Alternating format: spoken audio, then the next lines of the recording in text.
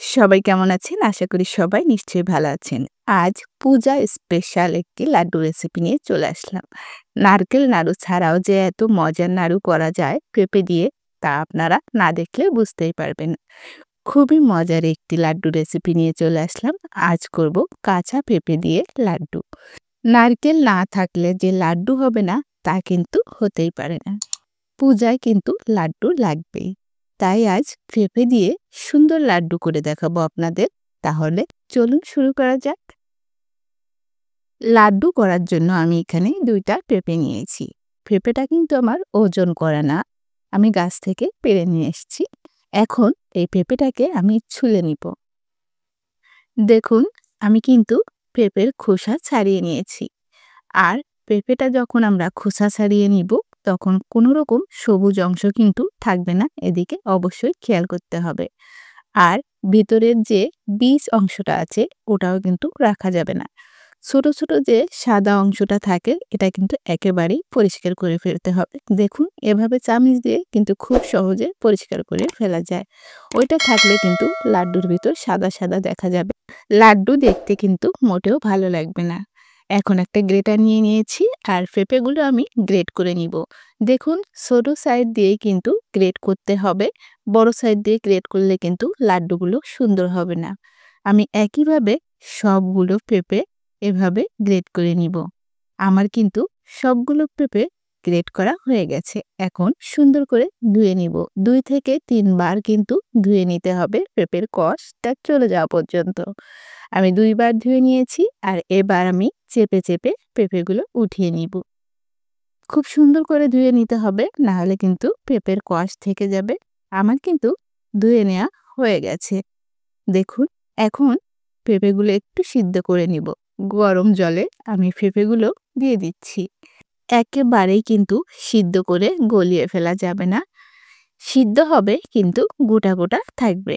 এখন এখানে দিয়ে দিচ্ছি স্বাদ মতো লবণ। আপনারা যদি মিষ্টিতে লবণ না খান তো না দিবেন। আর দিয়ে দিচ্ছি একটা তেজপাতা। সিদ্ধ করার সময় এভাবে তেজপাতা দিলে কিন্তু পেঁপের গন্ধটা আর থাকে না। খুব সুন্দর একটা ঘ্রাণ আসে। ঢাকনা দিয়ে এখন ৫ মিনিট পেঁপেটাকে সিদ্ধ করে নিব। ৫ মিনিট পর আমি ফিরে এসেছি। দেখুন, এখন কিন্তু পেঁপেগুলো মোটামুটি সিদ্ধ হয়ে গেছে। একেবারেই কিন্তু গলিয়ে ফেলা যাবে না। আমি আবারও বলছি। এখন আমি আপনাদের একটু দেখিয়ে দিচ্ছি। পেঁপেটা কিন্তু সিদ্ধ হয়ে গেছে, কিন্তু একেবারেই গলে যাচ্ছে না। এখন আমি পেঁপেটা নামিয়ে নিব। আমি একটা চালনিতে পেঁপে নামিয়ে নিয়েছি আর পেঁপের জলটা আমি চেপে চেপে বের করে দিচ্ছি। অবশ্যই কিন্তু সব জল এভাবে চেপে চেপে বের করে দিতে হবে, না হলে লাড্ডুটা যখন আমরা জাল করব বেশি সময় লেগে যাবে। শিরা তৈরি করব, তার জন্য এখানে দিয়ে দিচ্ছি ২ কাপ চিনি। আমার এখানে কিন্তু ২ কাপের একটু বেশি পেঁপে আছে। আর এখানে আমি ২ কাপ চিনি দিয়ে দিয়েছি আর এলাচ আর দারচিনি দিয়ে দিচ্ছি। সামান্য একটু জল দিয়ে দিচ্ছি চিনিটা গলার জন্য। খুব বেশি জল কিন্তু এখানে দেওয়ার কোনো প্রয়োজন নেই।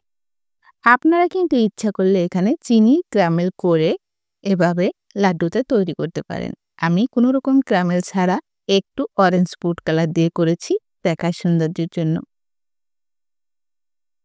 আপনারা কিন্তু কালার ছাড়াও এই লাড্ডুটা করে নিতে পারেন। এখন সিদ্ধ করা পেঁপে দিয়ে দিচ্ছি আর এভাবে চিনির সঙ্গে মিশিয়ে নিচ্ছি। এখন চিনির শিরার সঙ্গে সিদ্ধ পেঁপেটা জাল করার পালা। হালকা আঁচে কিন্তু অনবরত নাড়াচাড়া করে লাড্ডুটা বানিয়ে নিতে হবে। কোনোভাবেই কিন্তু নাড়াচাড়া থামানো যাবে না। একটু ধৈর্য ধরে আমাদের জলটা শুকিয়ে নিতে হবে। দেখুন, আমাদের এই পর্যায়ে কিন্তু লাড্ডু বানানোর জন্য পেঁপেটা একেবারেই রেডি হয়ে গেছে। এমন নরম রেখেই কিন্তু নামিয়ে নিতে হবে। আমি নামিয়ে নিয়েছি। এখন এলাচ আর তেজপাতা আমি উঠিয়ে নিচ্ছি। এখন আমরা লাড্ডু করে নিব।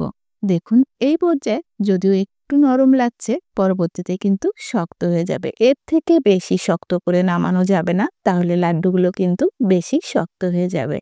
এখন হাতের সাহায্যে আমি গোল গোল শেপ করে লাড্ডু করে নিচ্ছি। দেখুন কি সুন্দর লাগছে। আপনারা যারা পেঁপের লাড্ডু খেয়েছেন তারা তো জানেন, আর যারা খাননি এভাবে একবার লাড্ডু করে দেখুন।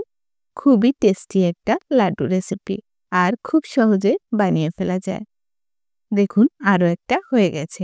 একইভাবে আমি সবগুলো লাড্ডু করে নিব। এই পর্যায়ে যদিও একটু নরম লাগছে, কিন্তু চিন্তার কোনো কারণ নেই, পরবর্তীতে কিন্তু একেবারেই পারফেক্ট লাড্ডু তৈরি হয়ে যাবে। একইভাবে সবগুলো লাড্ডু আমি করে নিয়েছি। লাড্ডুগুলো দেখতে কেমন লাগছে বলুন তো? দেখুন, খুবই লোভনীয় আর খুবই মজার একটি লাড্ডু রেসিপি। এখন আমি আপনাদের একটা ভেঙে দেখাচ্ছি কেমন হয়েছে। লাড্ডুগুলো কিন্তু আঠালো না, আর দাঁতে লেগেও যাবে না, আর আঠা আঠা ভাবও থাকবে না। দেখুন, আমি আপনাদের একটু দেখিয়ে দিচ্ছি। এখানে কিন্তু কোনো রকম আঠালো ভাব নাই। দেখুন, আর খুবই মজার একটি লাড্ডু। খুব বেশি শক্ত না, আবার একেবারে নরম না। পারফেক্ট লাড্ডু রেসিপি আপনাদের সঙ্গে শেয়ার করলাম। পেঁপে দিয়ে আপনারা এভাবে একবার লাড্ডু বানিয়ে দেখুন, সবাই খুবই পছন্দ করবে। আর এই লাড্ডুগুলো কিন্তু বানিয়ে অনেক দিন পর্যন্ত সংরক্ষণ করা যায়। আমার কাঁচা পেঁপের লাড্ডু আপনাদের কাছে কেমন লাগলো অবশ্যই কিন্তু কমেন্ট করে জানাবেন। ভালো লাগলে একটা লাইক দিবেন।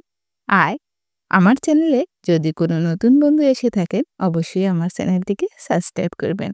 তাহলে আমার রান্না সবার আগে পৌঁছে যাবে আপনার কাছে। আজ তাহলে এখানেই বিদায় নিচ্ছি। সবাই ভালো থাকবেন। ধন্যবাদ।